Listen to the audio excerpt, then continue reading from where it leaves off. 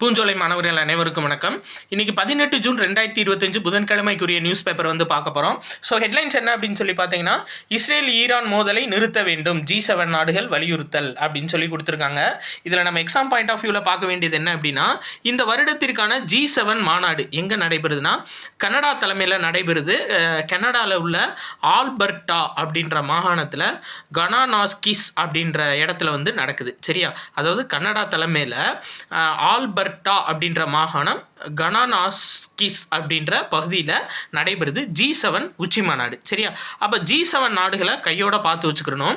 இதை எப்படி ஷார்ட்கட்டாக ஞாபகம் வச்சுக்கிறதுனா கேஃபி ஜேஜிபின்னு ஞாபகம் வச்சுக்கோங்க. சரிங்களா, கேஃபி ஜேசிபிக்கு பதில் ஜேஜிபின்னு ஞாபகம் வச்சுக்கோங்க. So Canada, America, France, Italy, Germany, Japan, Britain, இதுதான் கேஃபி ஜேஜிபி. சரியா, இது வந்துட்டு பார்த்தீங்க அப்படின்னா G7 நாடுகள் ரொம்ப முக்கியமானது. அதே மாதிரி பாருங்கள், மறுபடியும் ஏர் இந்தியா தொழில்நுட்ப கோளாறுன்னு கொடுத்துருக்காங்களே, இதில் எக்ஸாம் பாயிண்ட் ஆஃப் வியூவில் நம்ம பார்க்க வேண்டியது சர்தார் வல்லபாய் பட்டேல் விமான நிலையம் எங்கே இருக்குது அப்படின்னா அகமதாபாத். சரியா, இது ரொம்ப முக்கியமானதுங்க. சர்தார் வல்லபாய் பட்டேல் விமான நிலையம் எங்கே இருக்குது அப்படின்னா அகமதாபாத்தில் இருக்குது. ரொம்ப முக்கியம். ஏன்னா ஏர் இந்தியா அந்த விபத்துக்குள்ளானதும் அதே அகமதாபாத் ஏர்போர்ட்டில் தான். சரியா, சரி, ரைட், ஓகேங்க. இதில் வேறு எக்ஸாம் பாயிண்ட் ஆஃப் வியூவில் அப்படின்னு பார்த்தோன்னா இந்த தெரியும், எய்ம்ஸ் மருத்துவமனை தமிழ்நாட்டில் ரீசெண்டாக எங்கே அமைய போகுது அப்படின்னா மதுரை மாவட்டத்தில் அமைய போகுது. இதோட முப்பரிமாண வீடியோ 3D வீடியோ வந்து போட்டிருக்காங்களாம். சரியா, வீடியோ வருது, அடிக்கல் வருது, கட்டடம் எப்போ வரும்னு தெரில, மருத்துவமனை மட்டும் எப்போ வரும்னு தெரில. ஆனால் இவங்க என்ன கொடுத்துருக்காங்க அப்படின்னா 2024 மார்ச் 4 கட்டுமான பணிகளுக்கு ஒப்பந்தம் பண்ணியிருக்காங்க. எல்என்டி நிறுவனத்தோட 33 மாதங்களுக்குள் முடிக்கணும் அப்படின்னு சொல்லி ஒப்பந்த காலம் தெரிவிக்கப்பட்டிருக்கு அப்படின்னு சொல்லியிருக்காங்க. சரியா, சரி, ரைட், ஓகே. அடுத்தது பார்க்கலாம். இந்ததுங்க, அதாவது மூத்த குடிமக்களுக்குன்னு மொபைல் அப்ளிகேஷன் வெளியிட்டிருக்காங்க. சீனியர் சிட்டிசன் ஆப் அது பேர்.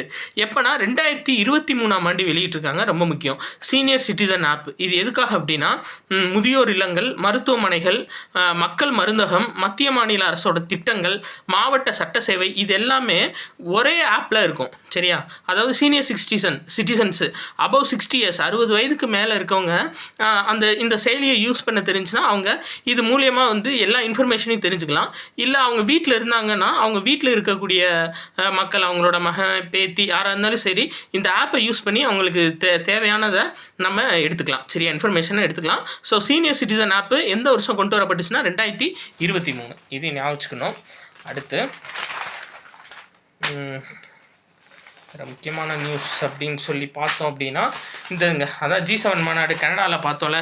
கனடாவோட பிரதமர் பேர் மார்க் கார்னி. சரியா, கனடாவோட பிரதமர் பேர் என்னன்னா மார்க் கார்னி. ரொம்ப ரொம்ப முக்கியம், ரீசெண்டாக தேர்ந்தெடுக்கப்பட்டிருக்காரு, அதுவும் ஞாபகம் வச்சுக்கோங்க. மறுபடியும் பார்த்தீங்கன்னா தொல்லியல் துறை இயக்குனர் அமர்நாத்தை வந்து மறுபடியும் பணியிட மாற்றிருக்காங்க. இவர் தான் வந்து பார்த்தீங்கன்னா நம்ம கீழடி அகழ்வாராய்ச்சியை உலக அளவில் எடுத்துகிட்டு போனவர். இப்போ ரீசெண்டாக தொல்பொருள் தேசிய இயக்கத்தோட இயக்குனராக இருக்கார். இதே ரேங்க் தான், பட் அவர் வந்துட்டு பார்த்தீங்கன்னா கிரேட்டர் நொய்டா அலுவலகத்துக்கு வந்து மாற்றப்பட்டிருக்காரு டெல்லியிலேருந்து. சரியா, நம்மளோட அமைச்சர் தங்கம் தென்னரசு அவர் சொன்ன மாதிரி தான், வரலாறை வந்து மறைக்கணும் அப்படின்னு சொல்லி நீங்கள் நினைக்க முடியாது. நீங்கள் மறைக்கணும்னு நினைக்கிற அளவுக்கு வரலாறு வந்து காலம் தாழ்த்தாதுன்னு சொல்லியிருக்காங்க. அதுக்கு என்ன அர்த்தம் அப்படின்னா, அதாவது நீங்கள் வரலாறை மறைக்கணும்னு நினச்சிக்கிட்டே இருந்தீங்கன்னா அந்த வரலாறோட பழமை வந்து அதிகமாகிட்டே இருக்கும், அதோட சிறப்பு வந்து இன்னும் கூடிக்கிட்டே தான் இருக்கும்.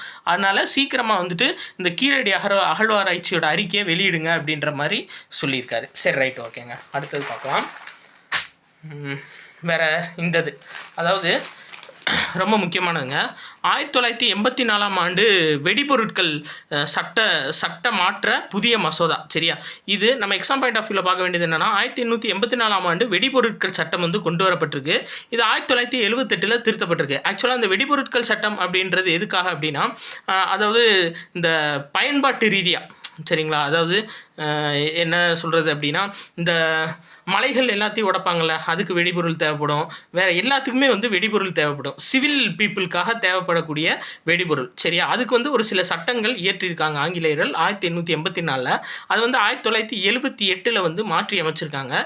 இப்போ ரீசெண்டாக பொதுமக்கள்கிட்ட கருத்து கேட்டிருக்காங்களாம். சரிங்களா, இந்த வெடிபொருட்கள் சட்ட திருத்த மசோதாக்கு இன்னும் எதை சேர்க்கலாம், எதை நீக்கலாம் அப்படின்ற மாதிரி. சரியா, சரி, ரைட். நம்மளுக்கு எக்ஸாம் பாயிண்ட் ஆஃப் வியூவில் இந்த 1884 54 தான் ரொம்ப ரொம்ப முக்கியமானது. சரி ரைட் ஓகேங்க. அடுத்து பாருங்கள்.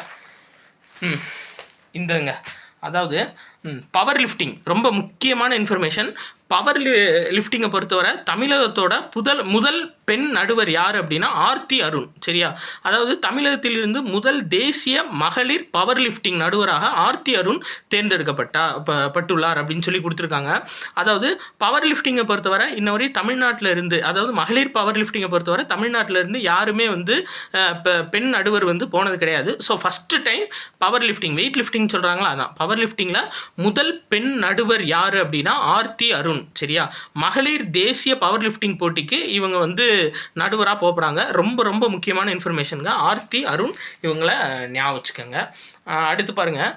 இந்தங்க அதாவது வேர்ல்டுலேயே first time Netherlands versus Nepal நடந்த போட்டியில் வந்துட்டு 3 முறை சூப்பர் ஓவர் நடந்திருக்கு. சரியா, ஃபஸ்ட்டு டை ஆகிருக்கு, ஃபஸ்ட்டு சூப்பர் ஓவர் வச்சுருக்காங்க, திரும்ப அதுவும் டை ஆகி செகண்டு சூப்பர் ஓவர் வச்சுருக்காங்க, அதுவும் டை ஆகி தேர்டு சூப்பர் ஓவர் வச்சுருக்காங்க. தேர்டு சூப்பர் ஓவரில் தான் நெதர்லாண்டு வந்து ஜெயிச்சிருக்காங்க. ஸோ இது வந்து வரலாற்றில் முதன்முறை மேபி கேட்கலாம்.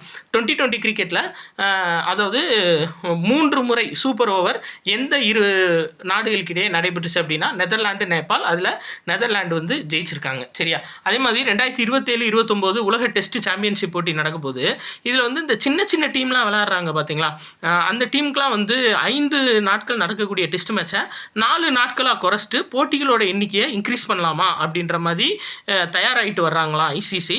ஸோ இது வந்ததுக்கப்புறம் நம்ம கன்ஃபார்ம் பண்ணிக்கலாம். சரியா, இருந்தாலும் பேசிக்காக நீங்கள் ஞாபகம் வச்சுக்கோங்க. இன்னொன்று நேற்று ஒரு முக்கியமான விஷயம் சொல்லணும்னு நினச்சேங்க, சொல்ல மாட்டேன், அதை நோட் பண்ணிக்கோங்க. அதாவது யூபிஐ பண பரிவர்த்தனை இருக்குது பார்த்தீங்களா, அது வந்து 10 செகண்டாக வந்து மாற்றிருக்காங்க. அதாவது இப்போ நம்ம பாஸ்வேர்ட் டைப் பண்ணோன்னே அந்த சுற்றிக்கிட்டே இருக்குல்ல சென்டிங் ஸ்பீடு, அது வந்து பார்த்தீங்களா 30 செகண்ட் இருந்துச்சு. 30 செகண்டுக்குள்ளே அனுப்பலாம் அப்படின்ற மாதிரி இருந்துச்சு. 30 செகண்ட் வரையும் டைம் இருந்திருக்கு. ஆனால் இப்போ அதை குறைச்சி வந்து 10 செகண்டாக மாற்றிருக்காங்க. 10 செகண்டுக்குள்ளே டிரான்சாக்ஷன் பண்ணுற மாதிரி கொண்டு வந்திருக்காங்க யூபிஐயில். ஸோ ரொம்ப முக்கியமான இன்ஃபர்மேஷன், அதுவும் கேட்கலாம். அடுத்து இந்தது பாருங்கள். இந்ததுங்க அதாவது ஃபஸ்ட்டு டைமாக தமிழ் சொற்களை பயன்படுத்தி ஏடிஎம் பின் நம்பர் கொண்டு வந்திருக்காங்க. யார் அப்படின்னு சொல்லி பார்த்தீங்கன்னா இந்தியன் ஓவர்சீஸ் பேங்க். அதாவது நம்ம வந்து பின் நம்பர் வந்து 4 நம்பர் வைப்போம்ல, அதுக்கு பதில் பார்த்தீங்கன்னா இனி தமிழ் சொற்களை வந்து நம்மளோட பின் நம்பராக வச்சுக்கலாமா, அது நம்ம பேராக இருக்கலாம், எதனாலும் நம்ம பின் நம்பராக வச்சுக்கலாம் அப்படின்னு சொல்லிட்டு ஐஓபி கொண்டு வந்திருக்காங்க. ரொம்ப ரொம்ப முக்கியமான இன்ஃபர்மேஷன். ஸோ தமிழ் எண்களை வச்சு, சரிங்களா, அதாவது தமிழை வச்சு பின் நம்பரை வந்து உருவாக்கும் முறை கொண்டு வந்திருக்க வங்கி எது அப்படின்னா ஐஓபி, இந்தியன் ஓவர்சீஸ் வங்கி. ரொம்ப ரொம்ப முக்கியமான இன்ஃபர்மேஷன், பார்த்து வச்சுக்கணும். கண்டிப்பாக மின்னாளுகையில் இது கேட்பாங்க.